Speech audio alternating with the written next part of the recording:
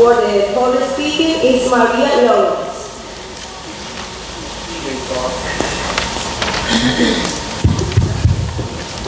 Good evening, and thank you for returning from public session like almost 3 hours later. Good evening. I want to talk about the disturbing email sent by Mr. Lehman today when we sent an email to Ms. Hugelmeyer, Supervisor of Security. It is disturbing to see how this board lacks the thought of working with the community as your policy, which states that you believe in promoting public interest and participation in the operation of the school district. Y'all people got an issue over there? Oh, thank you. Should I start over? Yes. Sure. I want to talk about the disturbing email sent by Mr. Lehman today when we sent an email to Ms. Hugelmeyer and the Supervisor of Security. It is disturbing to see how this board lacks the thought of working with the community as your policy, which states that you believe in promoting public interest and participation in the operation of the school district. Since you don't actively gather information about public attitudes and we're here doing your jobs for you, I want to know why you will not answer our concerns. Your policy also states that you provide honest, continuous, comprehensive flow of information about policies, procedures, and programs. Now let's be very candid and honest. You as a board and a superintendent lack honesty, transparency, and ethics. You rather hire an attorney who has an ethics charge himself under the pretext that the group and our members of the group have active litigation. Well, please, let me be the first to remind you that Mr. Montero gave musical chairs and terminated to court on page rights on the side. Has an ethics reprimand and an ethics complaint on the way that has yet to be determined of the necessity to hire 2 attorneys, one of them our board attorney, which I consider to be a controversialist. Yet he still sits here. There's another commissioner, Mr. Trujillo, who's in trouble with the law for simple assault of a woman, suffers from anger management. The same that he has to say that us, the mothers and parents, that still sit, and he still sits on the board. And Mr. Ellison, the board attorney, has conflict issues himself, and he's still here. Mr. Lehman, you yourself have a reprimand, yet you still at IC's board. I want to focus your attention to the community organization, where it states, the Board of Education appreciates the efforts of concerned citizens who form or belong to organizations which contribute funds or equipment. So tell me, what funds or equipment does our organization have to contribute to get answers? So let us not be naive and cover the sun with our thumb and note that if anyone that doesn't belong here is the half of you lot that I am looking back at. You were plagued with many things, none of which is innocence or ignorance. And those of you that have not been named is because you haven't been caught yet. But Aunt Karma takes her time, and she's very swift. If I or anyone else needs to submit over requests, we are more than happy to go to Mr. Kennedy's office and submit individual and multiple requests. In addition, I suggest that special caution should be taken in who you choose to have administer and be the 504 officer for this district. I know for a fact that this person has violated privacy rights of us special needs parents and can barely respond to emails or parental concerns, let alone administer 504. Thank you. You're most welcome. I hope you heed the advice. Thank you. Next person is Padre Galante.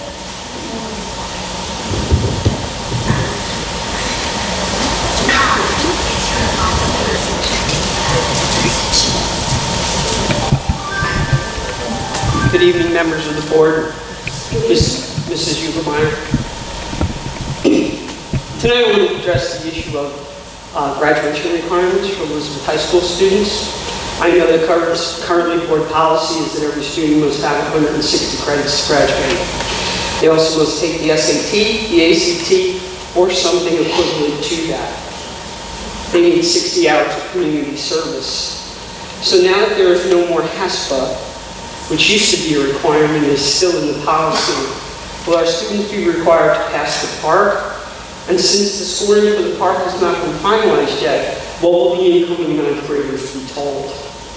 In reference to the 160 credits, I'm sure you know the breakdown, but I worked out a rough schedule of 4 years in high school, and each year, every student can take the necessary assigned credits that are required, and they take 4 credits every year. and that comes out to 163 credits, and that's 8 classes a day. Currently, our kids are in school 10 classes a day. So those additional classes at 5 credits per class equals 40 more credits that students are taking and that the board is paying teachers to teach. And we've raised taxes, but yet we are making students stay in school for what I feel is longer than necessary. Our requirement for 160 credits is above and beyond just about every school district that I've looked at. And we've also put additional credits onto the Elizabeth High School students. Remember, that's a separate high school. But those students have 15 more credits to take, according to board policy, plus they need to do a senior project. Why are we expecting things from Elizabeth High School and not the rest of the students? Why are only the kids in Elizabeth High School doing a senior project, which can be extremely beneficial to any student, especially a student who wants to attend college, but yet we're only requiring it from the students at Elizabeth High. The students at Jeff are capable of that. The students at Dwyer are capable. The students at Halsey and Hamilton and Edison, they're all capable of that. So why are we continuing to kind of separate Elizabeth High from everything else in the city? So I really think we need to relook at what we're expecting from kids. I'm not necessarily saying lower the credit amounts, but why are they in school for 10 periods a day when they can still do it with 8 periods? Thank you, Mr. Fernandez. Next person is Laura again.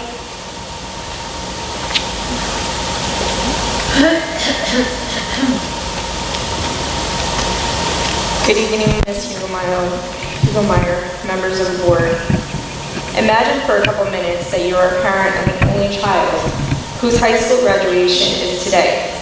You've waited for this moment for 4 years. You've carefully selected people who get one of the 4 highly prized tickets. You've talked about attending the ceremony for months. You ironed a gown, and you're proudly taking your child to Williams Field. As you arrive back home to get dressed for the ceremony, it starts to pour, and you're thinking, oh my goodness, my daughter and her gown are now soaking wet. The phone rings, your daughter crying because she has been told to walk back and forth to the field in the rain, and there were no buses as promised. You go back to the field, put the car in park, and see your daughter bending down to pick up her mortar board that has landed in a puddle.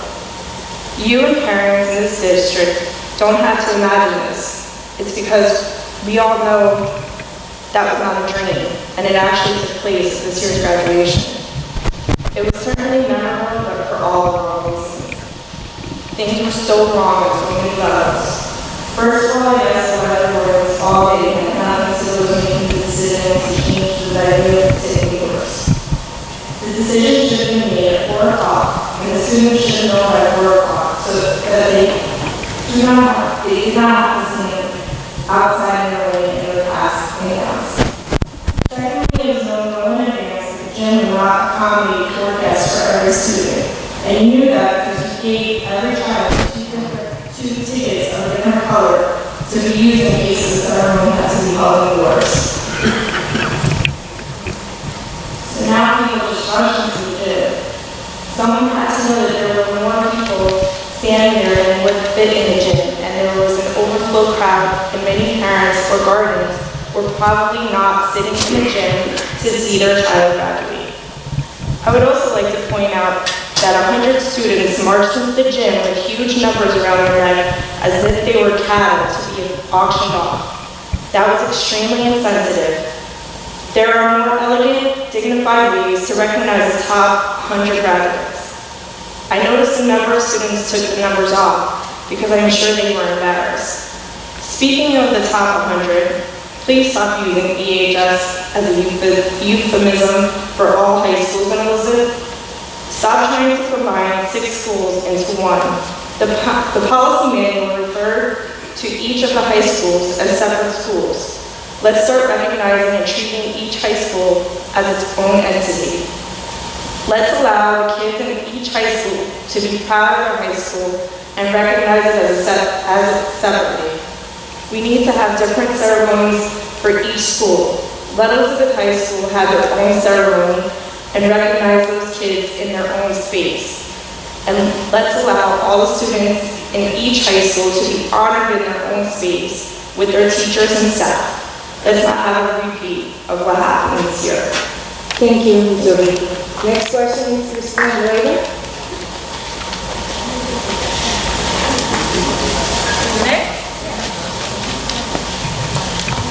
Good evening. Good evening. I don't even know where to begin, but I've been trying to set up a meeting with superintendent in reference to school trips, and we were finally able to set up a meeting for today at 4 o'clock. Until 2 o'clock today, I received an email saying that she could not meet with me because I was in litigation with a board member. I'm not really sure. I still do not understand why I did not meet with the superintendent to discuss educational issues that pertain to school safety, they pertain to school trips, they pertain to verification of residency, transportation, school security, all issues that would affect my child.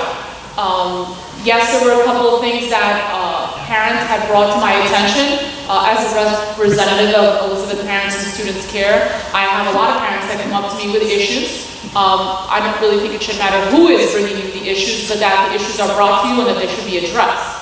I don't understand why every time I try to communicate with you, Superintendent, that there's always a letter from the lawyer. It kind of reminds me of when I got a letter from the lawyer for putting up signs because the school wouldn't acknowledge the fact that parents had a right to refuse. Instead of getting a phone call from you, I got a letter from the lawyer. And so here, I was trying to set up a meeting, which was something that you had said you had wanted to do. You know, we're both very busy, I'm sure. I took time out of my schedule to meet with you. Had I checked my emails, I would have shown up at your office at 4 o'clock and been greeted with a closed door, I guess. I would have appreciated a phone call at least to say, you know, Mrs. Moreira, I had been told by my attorney that I can't meet with you because you're under litigation with a current board member, instead of an email from Mr. Lehman. You know, I'm sure he gets paid a lot of money to send out these emails. So I would ask that you save the district some money, and next time please send me a phone call, or your secretary can you know, call me. But I would still like my questions answered. Parents want to know about school security.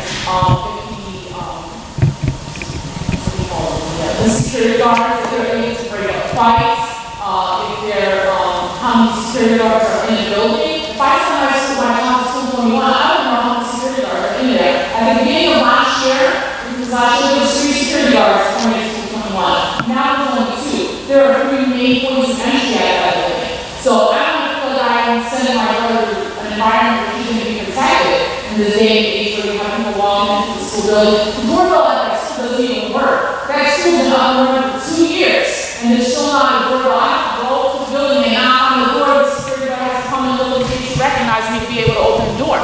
I mean, you know, these are legitimate issues that need answers, and for me not to be able to ask because I'm in litigation with a board member, that makes no sense. So I would hope that somebody will reach out to me to answer those questions, and so that I can give the people also some answers. Thank you. Thank you, Ms. Moreira. Next question is Ms. Lowry.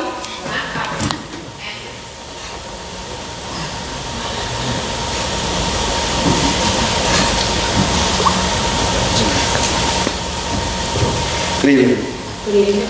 I was going to initially speak about legal fees tonight, but however, something just abruptly happened to me previously, so I want to speak about integrity and honesty. I've been coming up here for Central 22 years now, myself, and addressing issues. And during that time, I have never been disrespected, never disrespected anyone, had, discourse, but it was friendly discourse. I brought a gentleman up here who I mentored who's a special needs individual who I love dearly. His name is Ricky. I brought him up here because I wanted to teach him about how government is ran. Before you guys went to private session, the gentleman said, James, the meeting is over. So I'm telling him, no, it's not. So he kept saying the meeting is over. So I said, no, it's not, Ricky. That's bull. When I said that was bull, before we got out the door, one of your commissioners, Elsie Spina, disrespected, turned around and put her fingers in my face and told me to watch my mouth. And then to add insult to injury, had the nerve to go to one of the police officers out here and say, I threatened her, which is a lie. The statement lacks veracity because, in honesty, I have the witness right here. You turned around, put your finger in my face, and told me to watch my mouth. And now you want to go and waste taxpayers' time, and then you want to file a bogus complaint on me that I threatened you. Let's tell the truth. Who threatened who? You put your fingers in my face, and I said, I told you, get your hand out of my face. So if you're going to say something, tell the truth how it really happened. Stop fabricating a story to make yourself like a victim, okay? You disrespected me in front of this gentleman who I was trying to teach about government. And then you're going to go outside to all the Mr. Police officers and file a bogus complaint that I threatened you. I didn't threaten you. You threatened me when you turned around and butted in my conversation and told me to watch your mouth. So when you're going to tell a story to your colleagues, tell them right how it actually happened, okay? But I welcome my day in court. I look forward to seeing you. Thank you for your opinion, Mr. Carr. Next person is Maria Lorenz.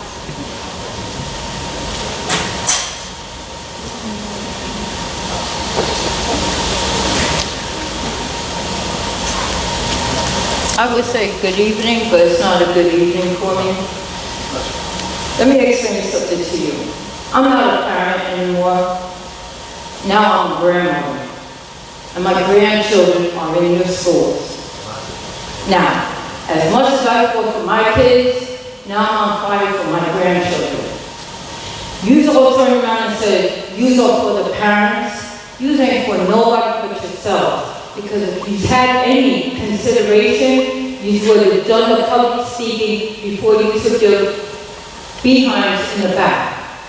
All right, I don't appreciate my grandson left to South Carolina and I couldn't even say goodbye because I got stuck in him. None of you care. You don't care about our children. You don't care about the parents. You don't care about nothing other than yourself, of making the name for you. And you should all be embarrassed. Turn around and use it for us. We're for ourselves. We come over here because we have issues with you guys. The only two people I can say that really cares about us is Mr. Neymar and Mr. Riley. All of these ain't worth nothing. We don't even work the dirt on our shoes. And that is a shame. And the way, Elsie, I know him for a long time. He doesn't pray. Because he calls me to do the work. Now, if I haven't threatened you, that's because he hasn't asked me to. And I don't care about a lawyer, because I have lawyers that work free for me. I don't need nobody sitting over here, holding my hand. I'm talking to you, Miss Amy. You wanted to call me out a long time ago. Well, now you got me here. So whatever you guys say, I would appreciate you as a woman say to me in an English language so I could understand. But don't send people to call me saying I'm mean and saying this. Don't do that. Because what I have to say, I'll come to your face. So you be a woman and you come to my face. Thank you. Next person is Lorenz.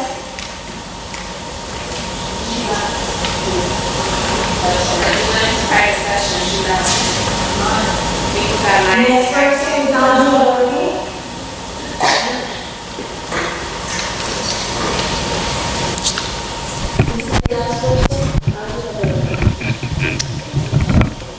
Hello, good evening. My son, I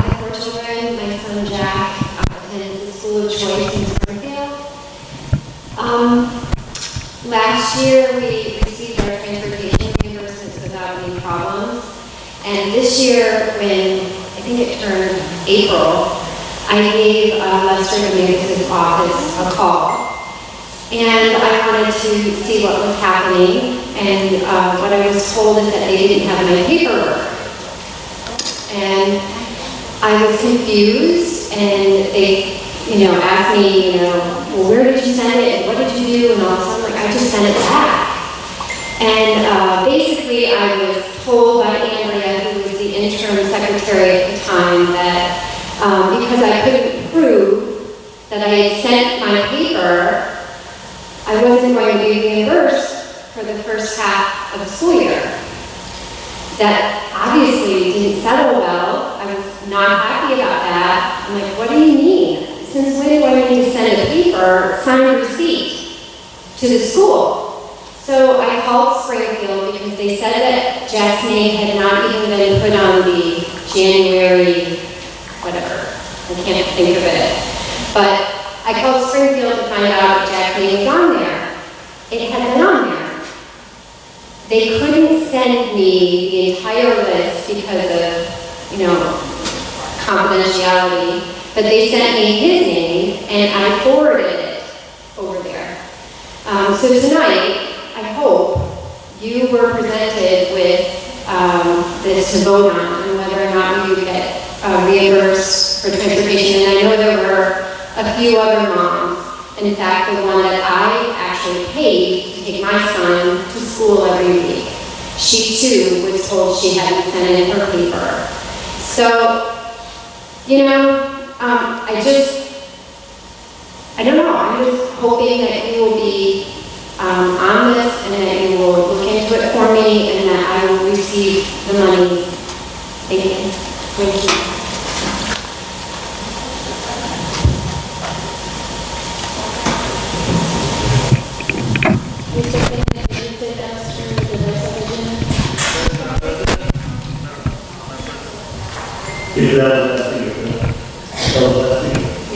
If I may, I want to recognize some of the audience. If I may, some of them I served on the city council back in the 90s, and I got to know him over the years. It's someone who in the community has been just an outstanding citizen of Elizabeth. I know him pretty much my whole life. Consider him certainly a friend. I haven't seen him in many years, and he hasn't aged one day. But he has been a fighter against violence in our city, particularly violence against children. And I know he's been active with the youth in our city and with the organization, still the United Youth Council. And there's a foundation, you've been an activist, a community leader your whole life. And if you may, I know Elizabeth has been besieged with crime in the last several months. And I know it's a problem for all of us, both here in our schools and certainly in our city. Safety should be a little more priority. If you may, if you'd be so kind, you can share some thoughts and ideas of what is going on in our city.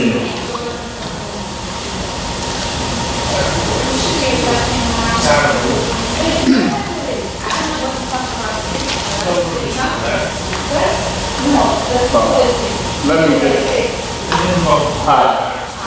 Go ahead, Mr. Secretary, please. Go ahead. Let the person speak. If you're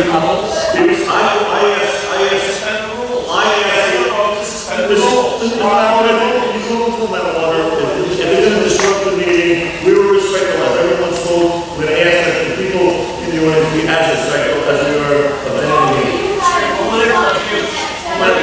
Please ask.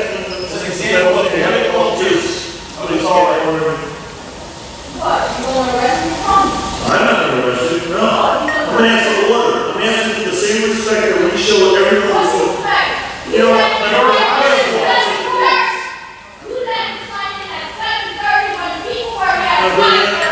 My advice, Madam President, is that you ask for a motion to adjourn this meeting right now. No, I'd like to hear this. I'd like to hear this speaker, please.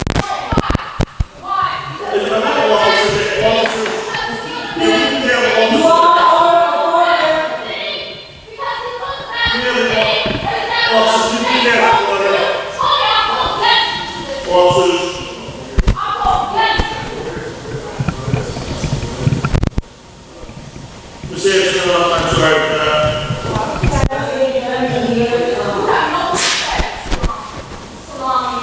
My name is Lorenz. I'm a director of the National United Youth Council. I also, for the last 16 months, have been serving on the state commission on the study of violence. They're going to get a report out in about sometime this month. This commission was formed to address violence throughout the state, and it covers every aspect of violence. I'm here because I did ask, I didn't know you. I apologize to all that. Probably have not been here for some years.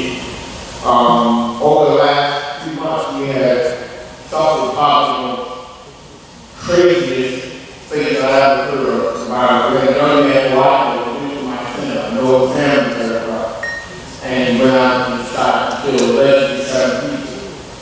4 of those individuals, including his cousin, from this city. Now, I'm not here to cast blame.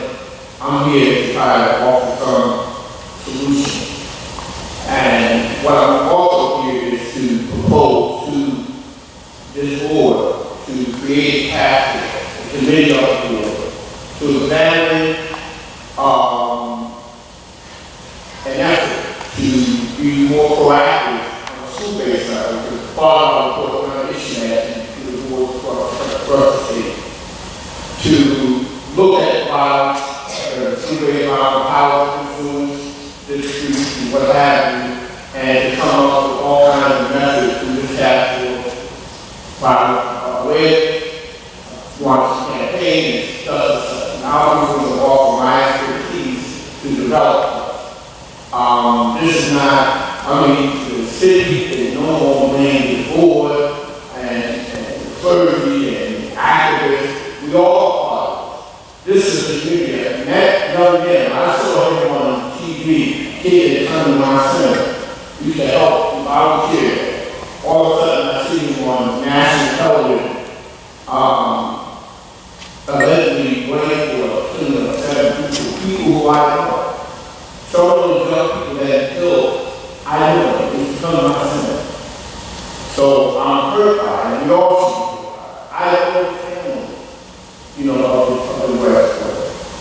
And I'm tired of seeing mostly African American, Latino, yet public gun. And that's been happening in urban communities around this country. And I think that it's an onus for all of us. Remember, every part of this city to be involved in society. We have kids that are 10, 12 years old, considering hitting a gun and killing one of their kids. That's how this situation is. Yes, it's our public health crisis, and we're all responsible for having an impact on the city. So I suggest to Madam President to consider a pathway from this body, reform, to look at ways on how we can share this information of awareness to our young people, to the 27,000 kids that participate every day in our school system. And I thank you for the opportunity. I apologize to residents that I promise I will never do it again. Thank you. Thank you, Mr. Thank you, Mr. Secretary. For the resolution.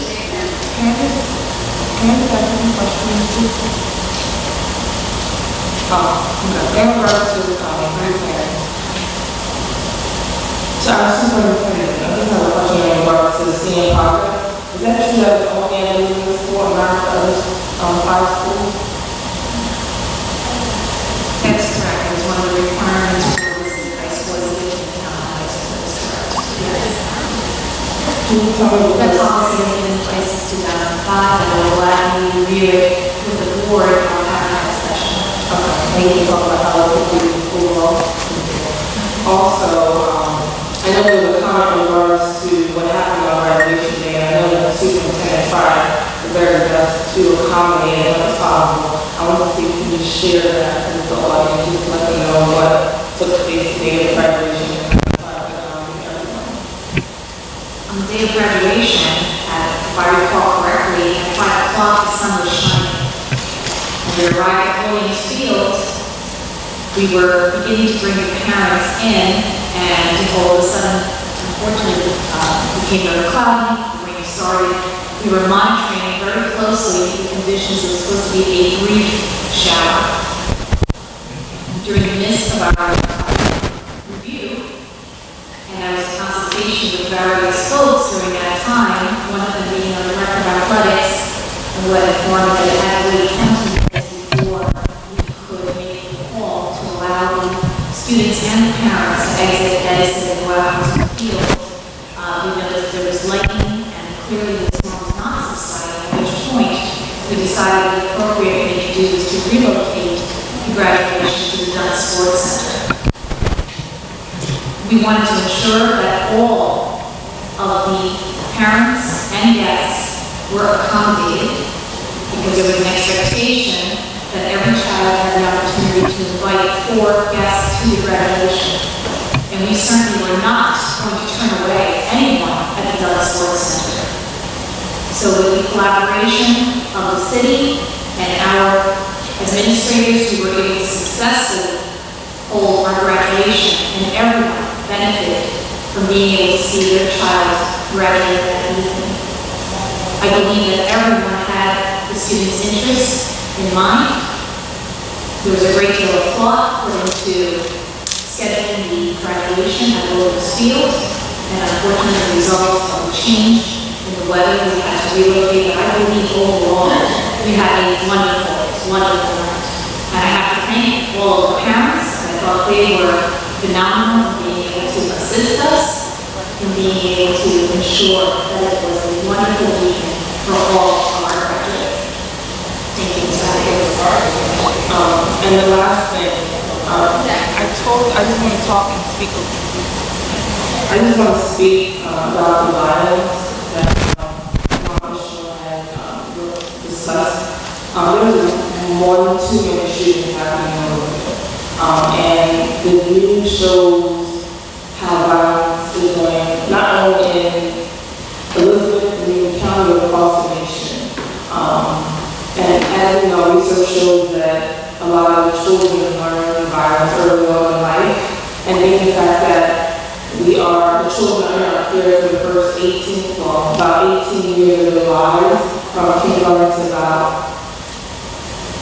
grade 12, we should at least try to teach them how to deal with their emotions in a better way, not in a non-violent way. So I do agree with us coming up with a meeting, take a stand against violence, task force, and I would love to see that task force that was to be created, because we do need more peace and movement.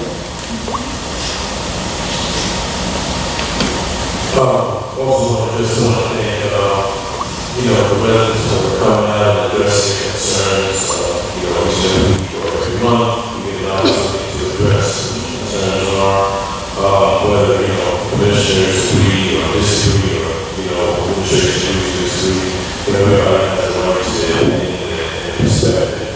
Another issue that I think we are all concerned with is issues dealing with violence, social and economic issues. And I think we have a responsibility as a entity dealing with education through either our education management committee or any of our committees that we have to sit and really talk about strategies to implement help for our students' resources from a psychological perspective. A lot of these students that are throughout our city, we have a psychologists in our city. About 76% of that population is economically disadvantaged, particularly the researchers that are here in the county, the city of Elizabeth. And with that being said, a lot of these kids are impacted by the violence that takes place. So with that being said, not only do the students need to be reinforced, but the teachers will need training, development, and the support to be able to deal with some of the emotional issues that are happening within the classroom.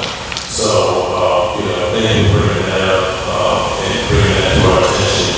I think it's something that we're unaware of, something that we talk about often in education management, or each of the commissioners have conversations with the superintendent and the administration.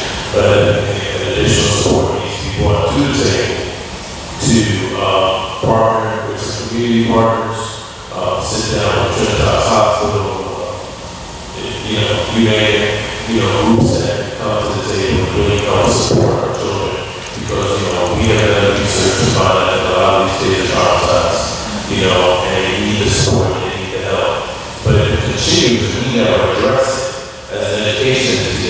majority of the time with our students, then problems continue to carry on. And it doesn't help that, we're in, this is another conversation, but we're in a personal reform. So before we can get in touch with the reform, we really need to look at the education system and how we're approaching it as a city, take responsibility to our hands. Because, when the violence happens, I often say, we can't start blaming each other for, individuals get killed and gang violence, different things that take place. But what are we doing? What are we doing to say that we took a stand, we took initiative? All of the kids tonight because you care. So you're doing something. This should be something you got to wall. And it should be residents on both sides, caring, concerned, and getting involved, getting engaged. So I implore you to get more people engaged, more people involved. And when you form something, that you can be part of that unit and we can find together on one accord to start addressing issues that are impacting this city. Because, let's not get twisted. What affects one affects all. And I say that all the time. So no matter what part of the city you live in, if the violence is happening, it's affecting this entire city. But it's affecting the administration, whether they live in the city or not. They have to come in, they have to work, and all the stigmas that exist are restricted to them and affecting them. And they have to find ways to deal with it, cope with it, and understand and become part of this fabric and become part of this community. So I'm just encouraging our administration as well as our initiatives and the community to really start to recognize our ways we can start to address this issue. And hopefully we can form some type of community, don't know what that is yet, to start addressing these issues not only in the classroom but also in the community.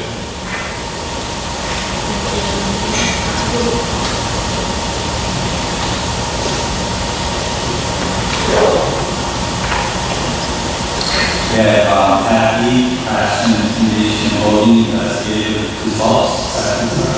Move the report. Second. Move the report by Commissioner Reyes, second by Commissioner Castillo. Any comments? Roll call, please. Battles. Castillo. Yes. Montero. Yes.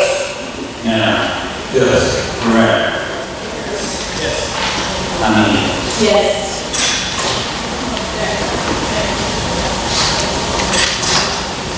Resolution for administrative leave with AJS.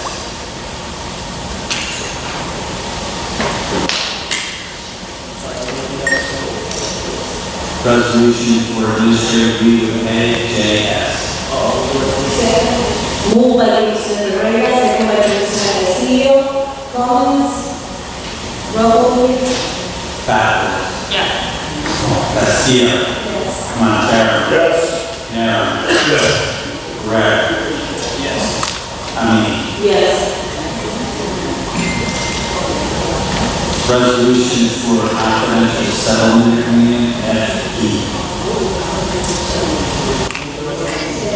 Moved by Commissioner Reyes, second by Commissioner Castillo. Comments? Roll call, please. Battles. Castillo. Yes. Montero. Yes. Nana. Yes. Correct. Yes. Amin. Yes. A resolution for employee separation and release, NB. Second. Moved by Commissioner Reyes, second by Commissioner Castillo. Comments? Roll call, please. Battles. Employee separation and release, the initials are NB.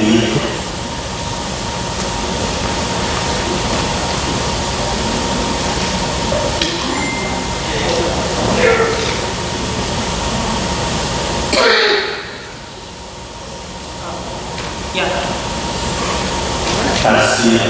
Yes. Montero. Yes. Nana. Yes. Correct. Yes. Amin. Yes.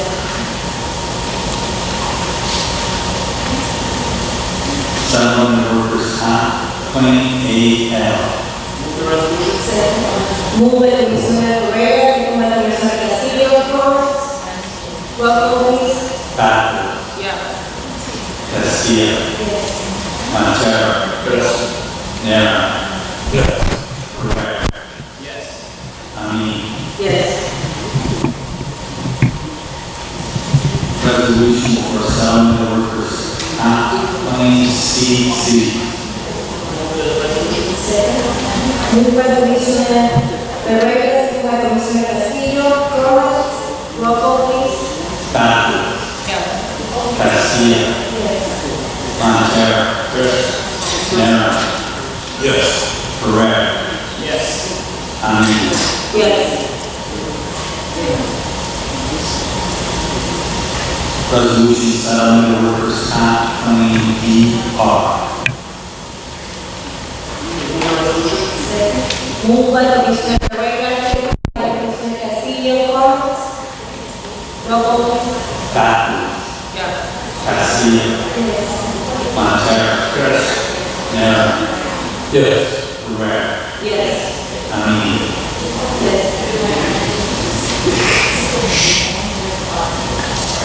Resolution for settlement of workers' comp KM. Second. Moved by Commissioner Reyes, second by Commissioner Castillo. Any comments? Roll call, please. Bathurst. Garcia. Yes. Montero. Nera. Yes. Pereira. Yes. Amin. Yes.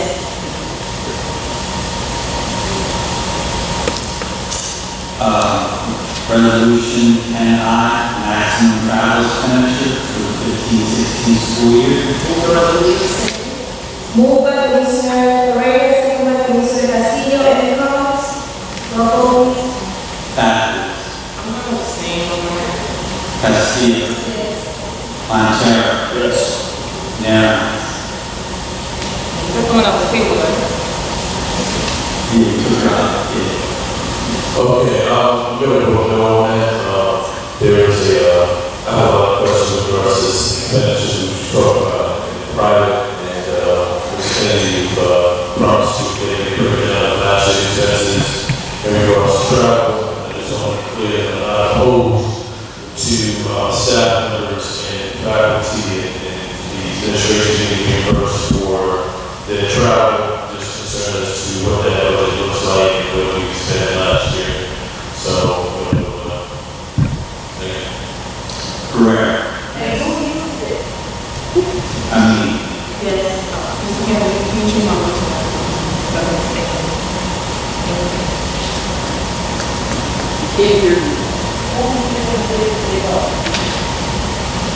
Bernie, you couldn't hear me. my vote, I was saying, I want to change it now.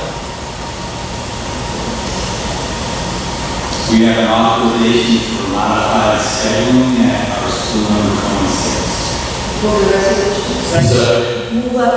Moved by Commissioner Castillo, second by Commissioner Nara. Any comments? Roll call, please. Bathurst.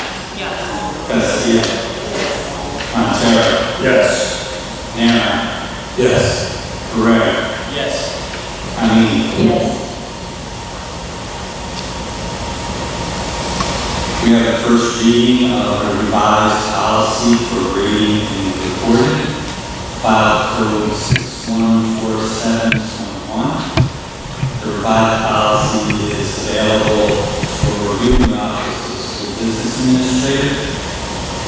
And that concludes the agenda.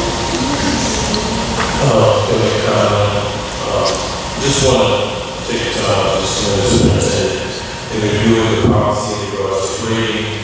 It's been an issue that parents have been concerned about for some time. We've also discussed that management, and now it's currently under review. One of the biggest concerns that we had was the weight of grades, and that adjustment is not being made.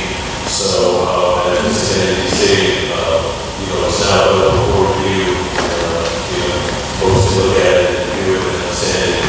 And, just so happy we've been able to make so much needed changes to the benchmarks, grades, so it's a great victory for us in the entire district for the superintendents are happy, the superintendents are happy, the teachers are happy, and I'm sure parents will be happy as well as students. So, we're excited about that. Right, team?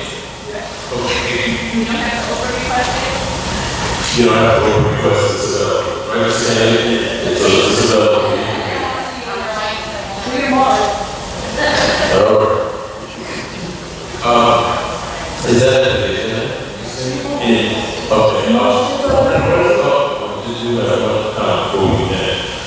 one more comment on the so I think it's usually pretty good when it's in his absence. It was comments on teachers who are retiring, and they often applaud that sentiment when we commend all the people that are retiring. I know Ms. Jones was a good friend and worked with her for many, many years. She's now retiring on September 1st. She's celebrating 50 years. So I think that this is to be applauded. And we have so many others who are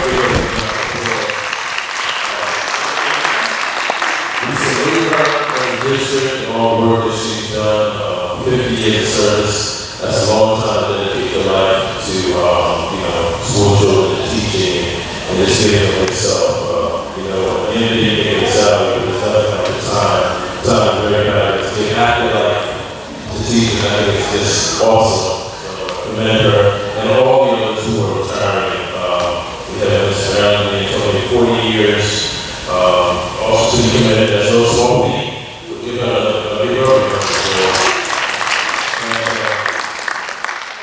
Anybody who decided to serve, even if it was for a year, and you decided to give your life to education, we commend you and thank you for all the service you've done.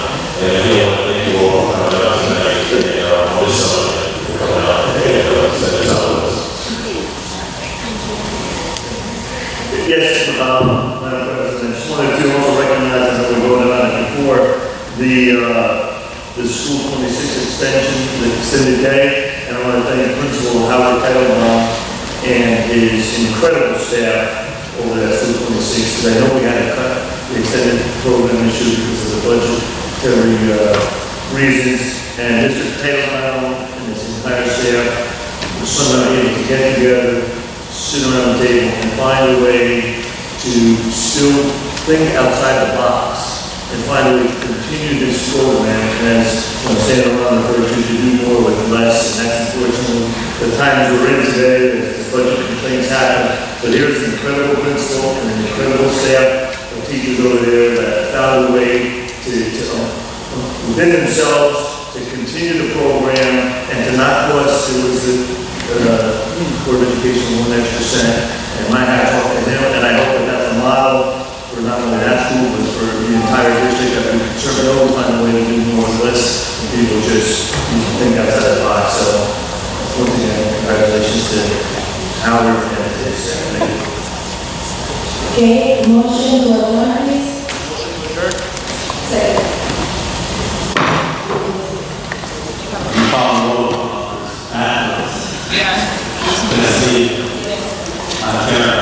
Yes. Yes.